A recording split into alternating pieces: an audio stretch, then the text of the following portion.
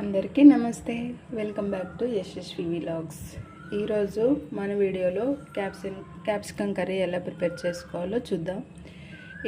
ఈ రెసిపీ రైస్లోకి అయితే చాలా బాగుంటుంది. అందుకే వీడియో స్కిప్ చేయకుండా ఈ రెసిపీ ఫుల్ వీడియో చూసి ఈ రెసిపీ తప్పకుండా ట్రై చేయండి. ఓకే, ఈ సింపుల్గా క్యాప్సికమ్ కర్రీ ఎలా ప్రిపేర్ చేసుకోవాలో ఇప్పుడు చూసేద్దాం. నేనైతే రెడీ, మీరు రెడీనా? ఓకే, ఇప్పుడు ప్రాసెస్ ఏంటో చూసేద్దాం. క్యాప్సికమ్ కర్రీ కోసం 1/2 కిలో క్యాప్సికమ్ తీసుకోండి. 1/2 కిలో క్యాప్సికానికి మీడియం సైజు 2 టమాటా, అలాగే మీడియం సైజు 1 ఉల్లిపాయ, 4 లేదా 5 పచ్చిమిర్చి. ఈ విధంగా 1/2 కిలో క్యాప్సికమ్కి సరిపడా పదార్థాలు తీసుకొని ఇవి ఇప్పుడు శుభ్రంగా వాటర్లో క్లీన్ చేసుకొని చిన్న చిన్న ముక్కలుగా కట్ చేసుకోవాలి. క్యాప్సికమ్, ఆనియన్, టమాటా, పచ్చిమిర్చి ఈ విధంగా చిన్న చిన్న ముక్కలుగా కట్ చేసుకొని బౌల్లోకి వేసుకోండి. ఈ క్యాప్సికమ్ కూరలోకి ఆనియన్ పొడవుగా కాకుండా ఇలా ఈ విధంగా మధ్యలోకి కట్ చేసి ఈ చిన్న చిన్న ముక్కలుగా ఈ విధంగా చిన్న చిన్న ముక్కలుగా కట్ చేసుకోండి. ఈ విధంగా కట్ చేసుకుంటే మనకు క్యాప్సికమ్ కర్రీలోకి బాగుంటుంది. పొడవుగా కాకుండా ఇలా అడ్డంగా చిన్న చిన్న ముక్కలుగా కట్ చేసుకొని ఒక గిన్నెలోకి వేసుకొని పక్కన పెట్టుకోండి. వెజిటేబుల్స్ అన్నీ కట్ చేసుకున్న తర్వాత స్టవ్ ఆన్ చేసి ఒక గిన్నె పెట్టుకోండి. ఆ గిన్నె వేడయ్యాక ఇందులో 2 స్పూన్ల ఆయిల్ వేసుకోండి. ఈ 2 స్పూన్ల ఆయిల్ వేసుకొని ఆయిల్ గోరువెచ్చగా వేడయ్యేలా వేడి చేసుకోండి.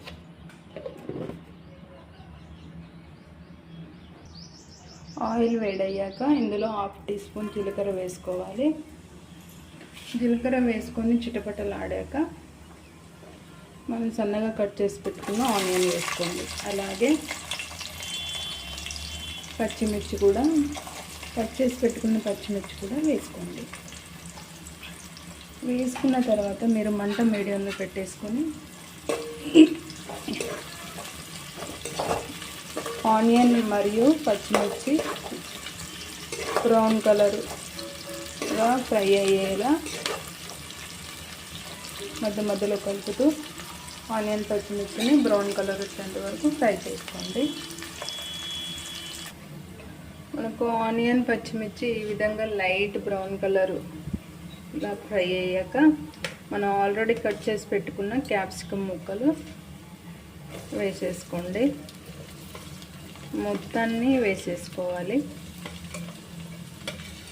మీరు క్యాప్సికమ్ ముక్కల్ని మొత్తం వేసేసుకున్న తర్వాత మళ్ళీ ఒకసారి ఆయిల్లో ఇదంతా కలిసేలా కలుపుకోండి. మనకు ఆయిల్లో ఈ విధంగా కలిసేలా కలుపుకున్న తర్వాత మీరు క్యాప్సికమ్ ముక్కలు వేసుకునే ముందు మంట పూర్తిగా తగ్గించుకొని వేసుకోవాలి. ఇవి ముక్కలు వేసుకున్న తర్వాత మంట ఇప్పుడు మీడియంలో ఉంచేసుకొని మూత వేసుకోవాలి. మూత వేసేసుకొని మంట మీడియంలో ఉంచుకొని ఒక 2-3 మినిట్స్ వరకు మూత వేసుకొని ఉడికించుకోండి. ఈ 2-3 మినిట్స్ మధ్యలో ఒకసారి మీరు మూత తీసి మధ్యలో ఒకసారి కలుపుకోండి. మనకు క్యాప్సికమ్ అనేది త్వరగా ఆయిల్లో ఉడికిపోతుంది. ఓకే, మధ్యలో ఒకసారి ఈ విధంగా కలుపుకున్న తర్వాత మళ్ళీ మూత వేసుకొని క్యాప్సికమ్ ఉడికేలా చూసుకోండి. ఇప్పుడు 3 మినిట్స్ తర్వాత మళ్ళీ ఒకసారి కలుపుకోండి. మనకు క్యాప్సికమ్ ఫ్రై అవ్వడానికి ఇంకాస్త సమయం పడుతుంది. ఇలానే ఆయిల్లో ఇంకాస్త సమయం వరకు ఫ్రై చేసుకోండి. క్యాప్సికమ్ ఈ విధంగా ఉడికిన తర్వాత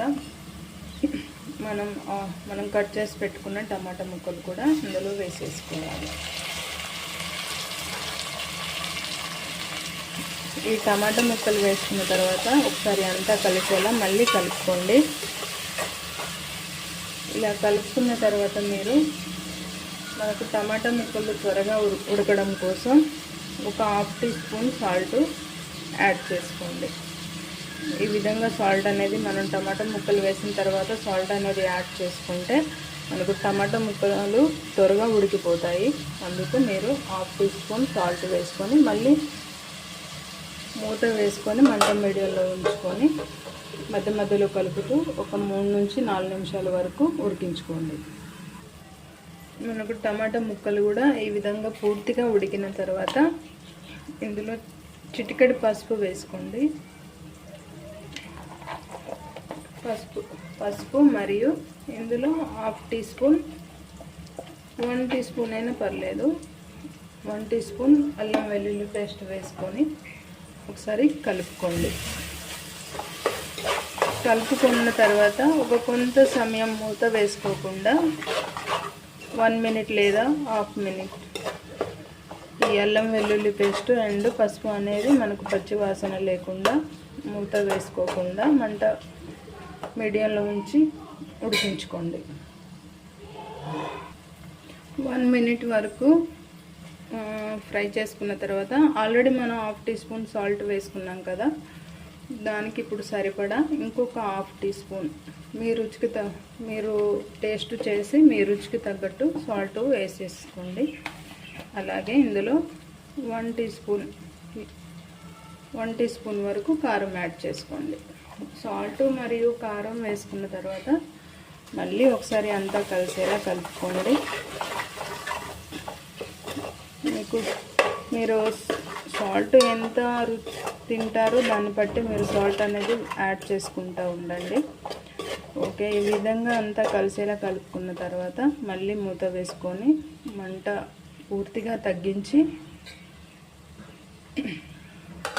ఒక 2 నిమిషాలు ఇలానే ఉడికించుకోండి. మనకు ఆయిల్ అనేది పూర్తిగా సపరేట్ అవుతుంది. ఇప్పుడు మనకు కర్రీ అనేది రెడీ అయిపోయింది. ఇప్పుడు స్టవ్ ఆఫ్ చేసుకొని పక్కన పెట్టుకోండి. ఈ రెసిపీ మాత్రం రైస్లోకి మాత్రమే చాలా బాగుంటుంది. రైస్లోకే టేస్ట్ చేయండి ఒకసారి.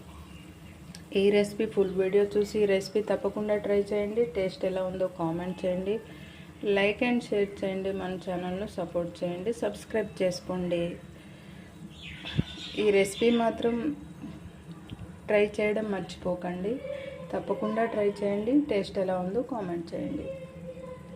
Thank you.